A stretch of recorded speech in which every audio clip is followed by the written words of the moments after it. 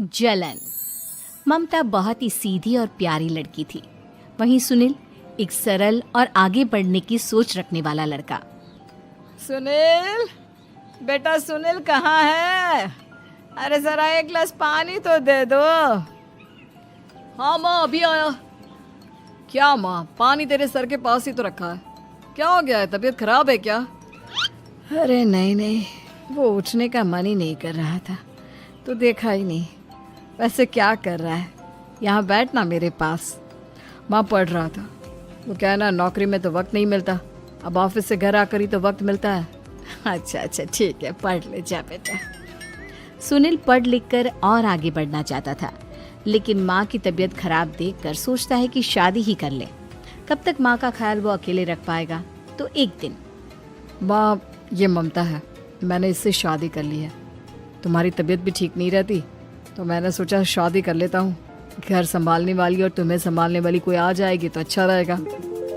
माँ अचानक से सामने बहू देखकर हैरान रह जाती है। बेटा ये क्या बात होती है? न बैंड, न बाजा, न दहेज, न शगुन, ऐसे कैसे बहू आ गई? माँ तू तो जानती है, मैं नौकरी के साथ पढ़ाई कर रहा हूँ, तो कहाँ से इतना पैसा बचा पाता कि धूमधाम से शादी करता। वैसे भी माँ, लोग तो आकर खाकर निकल जाएंगे, इसलिए बस वैसे ही। माँ जी, मैं आपका ख्याल रखूंगी। वैसे भी ये आगे की पढ़ाई कर रहे हैं, अच्छा कुछ कर गए तो सबके दिन फिर से अच्छे आ जाएंगी। सास को ममता की बात ठीक तो लगती है, लेकिन मन में कहीं ना कहीं लगता है कि कहीं बहू बेटे को लेकर फुर्र ना हो जाए और फिर तो वो रह जाएगी अकेली। बेटा देख, मेरा जो कुछ भी है वो सुनील ही है, और सुनील का भी अब इस दुनिया में मैं ही हूँ और कोई नहीं। क्या सुनील? बिल्कुल माँ, लेकिन आज से ममता भी मेरे जीवन का अहम हिस्सा है, जैसे तू है। सास को बड़ा बुरा लगता है कि उसकी सल्तनत में कोई और हिस्सेदार कैसे हो सकता है। कैसे कोई और उसके 30 साल के बेटे की जिंदगी में अचानक से आकर बराबर का हिस्सेदार बन सकता है। देख बहू, मैं भले थोड़ा बीमार रहती हूँ, लेकिन इसका मतलब यह नहीं कि घर की चीजों में मेरा कंट्रोल खत्म हो गया है। मैं आज भी इस घर की रानी हूँ, समझी? बेटा सोचता है कि ये माँ को अचानक से क्या हो गया। कल तक जो माँ कहती थी कि जिंदगी का कोई भरोसा नहीं, वो अचानक से जंग के मैदान की झांसी की रानी कैसे बन गई? माँ क्या हो गया है? सब ठीक है ना? अचानक कैसी बात कर रही हो? ममता का आज पहला दिन है, स्वागत करो उसका। आसपास की आंटियों को बुलाओ, नई दुल्हन की मुंह दिखाए करवाओ। खैर, सास होने का फर्ज निभाती है और बाद में एक सहेली के साथ बाहर निकल जाती है। क्यों री बताया नहीं कि बेटे का ब्याह कर रही हो? वैसे तो सारा दिन हम ही में घुसी रहती हो। अरे मुझे भी तो अभी पता चला, क्यों अचानक सर पर लेकर आ गया। कहता है बहू है माँ तुम्हारी, अब इसको भी इतना ही मैं प्यार करता हूँ जितना तुझे करता हूँ। लो जी, ये क्या बात होगी? क्यों इतना प्यार करता है? अरे माँ का प्यार तो ज्यादा होता है। अब उसको तो कोई दूसरा पति मिल सकता है, लेकिन तुम ही बताओ, क्या माँ की ममता किसी और की हो सकती है?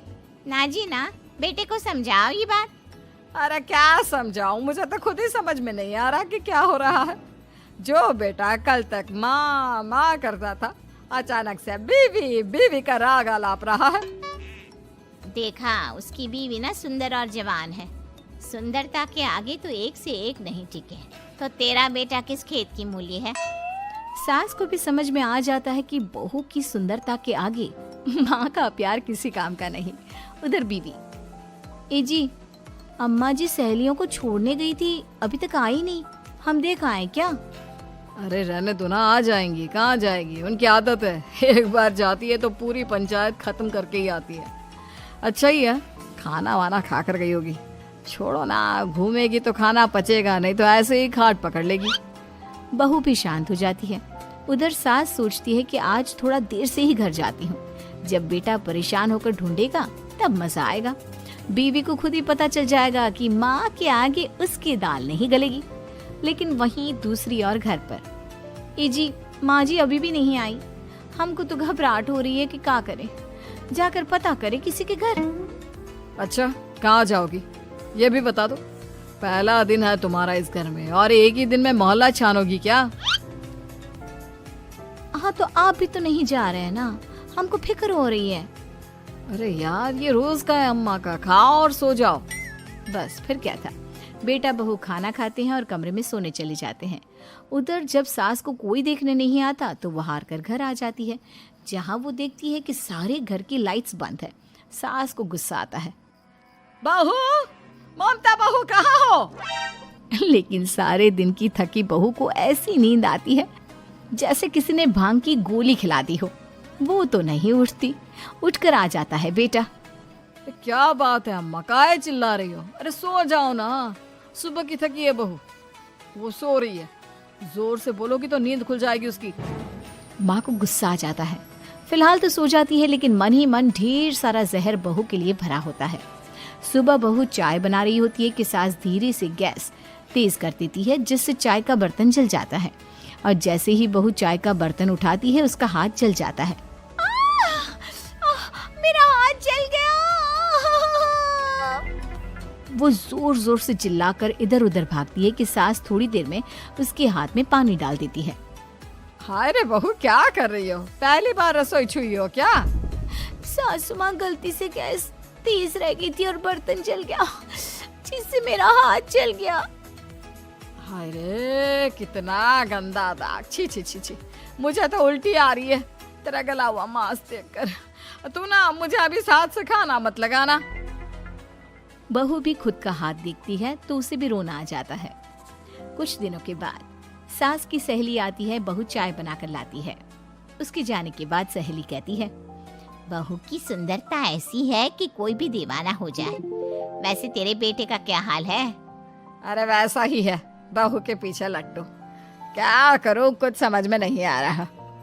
मैंने तो बहू के चेहरे पर दिवाली के पटाखे की चक्री फेंक दी, उसका पूरा चेहरा जल गया। अब देखो ना रही सुंदरता, और ना ही अब मेरा बेटा उसे पूछता है। अरे अब तो वो उसे छोड़कर दूसरी भी देखने को बोल गया है मुझे। बहू सारी बात सुन रही होती है। आंटी एक बात बताइए, क्या भरोसा है कि दूसरी सही आए और आपके अनुसार रहे? देखिए आंटी, मेरी सासू माँ को गलत बात सिखाने की जरूरत नहीं है।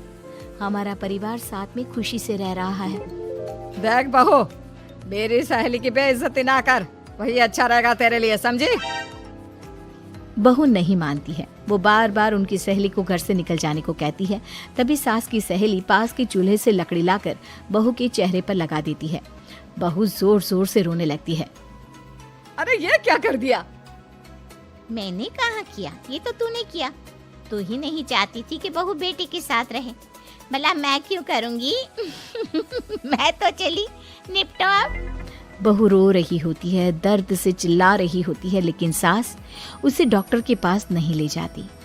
तभी पति आता है। क्या हो गया ममता? ये दाग कैसे लगा? तुम कैसे जली? ममता कुछ नहीं कहती, बस दर्द से करा रही होती है। पति माँ की तरफ देखता है। हो ना हो माँ, ये पक्का आपका काम है। आप ही ममता से जला करती थी ना। देखना माँ, अब पुलिस आएगी, केस बनेगा, लेकिन पहले मैं ममता को अस्पताल लेकर जा रहा हूँ। सभी अस्पताल जाते हैं, जहाँ डॉक्टर ममता की सास से कहते हैं, आपने तो नहीं जलाया ना बहू को? अब ममता की सास के तो पसीने छूट रहे होते हैं। वो घबरा कर कहती है, ना ना डॉक्टर साहब, कैसी बात करते हैं? हम क्या जलाएंगे अपनी बहू को? डॉक्टर ममता के पति से पूछते हैं, देखिए, क्योंकि ये ससुराल में जली है तो मामला पुलिस का बनता है, तो आप पहले पुलिस को बुलाइए, तभी इलाज पूरा होगा। सास डर जाती है कि अब तो बच्ची जिंदगी जेल में ही रहना होगा। रहने दीजिए ना, पुलिस को क्यों बुलाना? सारी हंसी खत्म हो जाएगी जब पुलिस के डंडे पड़ेंगे। बहू को जलाना भले ही बहुत आसान हो, लेकिन उसके बाद सारी जिंदगी जेल की हवा खाना। सास डर जाती है। पुलिस आती है। पास लेटी दर्द से करा रही ममता स्टेटमेंट देती है। तो क्या हुआ था? कैसे जली आप? ममता पास खड़ी सास को देखती है। बेटी बताओ, कैसे जल गई तुम? ओए, काका का किरण वाली शाहरुख, चुप, बिल्कुल चुप। सास चुप। सभी इंतजार करते हैं कि ममता क्या बोलेगी। जी मैं खाना बना रही थी, लकड़ी उड़कर मेरे ऊपर गिर गई और मैं जल गई।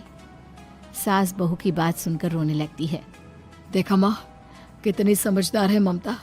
ये चाहती तो, हाँ बेटा, ये चाहती तो मैं आज जेल में होती। मुझे माफ कर दे। मैं आगे से अभी कभी ऐसा नहीं करूंगी। बहू के साथ मिलकर रहूंगी। मुझे माफ कर दे।